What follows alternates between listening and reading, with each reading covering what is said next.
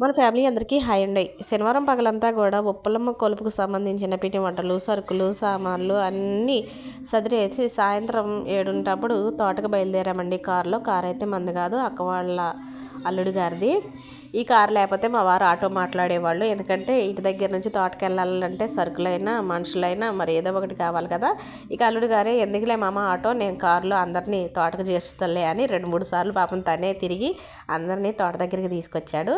ఇకపోతే మన ఫ్యామిలీలో చాలామందికి ఒక డౌట్ ఉండే, ఏంటంటే మీ వారి వైపు అత్తయ్య గారు, మామయ్య గారు, ఈ తోటికోళ్ళు, బావగారు వాళ్ళు పిల్లలు కనపడట్లేదని చాలామంది కామెంట్లు పెడుతున్నారు. అందరికీ వీడియోలో కనిపించాలంటే ఇష్టం ఉండదండి.